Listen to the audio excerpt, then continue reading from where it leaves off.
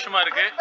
இன்னைக்கு தமிழக வெற்றி கழகத்தின் தலைவர் முன்னிலையும் பொதுச் செயலாளர் ஆனந்த் அவர்கள் முன்னிலையும் அதிகாரப்பூர்வமான நினைச்சிருக்கேன்.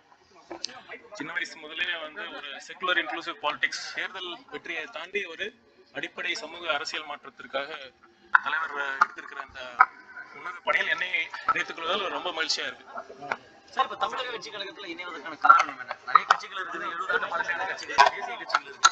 புதிதாக அந்த கட்சியில் இணைவதற்கான காரணம் என்ன? அதுல சாய்ஸே இல்லை, அதுவா இதுவாங்கிற சாய்ஸே இல்லை. தலைவர் எடுத்திருக்கிற அந்த பணியில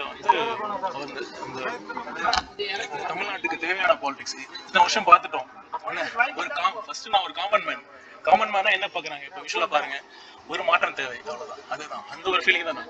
IAS அதிகாரிகள் வச்சு ஆட்சி நடத்தலாம், ஆனா கட்சி நடத்த முடியாது அப்படிங்கிற ஒரு விமர்சனங்கள் இருக்குது. இது எப்படி பாக்குறீங்க? இல்ல, அது நான் ஈஸியெல்லாம் சொல்ல, டெஃபினட்டா சேலஞ்சிங்கா தான் இருக்கும்.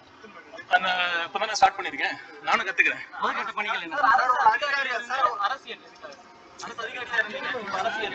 இது நான் என்ன பொறுத்த வரைக்கும் ஒரு நேச்சுரல் ப்ரோக்ரஷனா தான் பாக்குறேன். நான் சிவில் சர்வீஸ்க்கு வந்ததுக்கு காரணமே சமூகத்துக்கு ஏதாவது பண்ணணுங்கிறது தான்.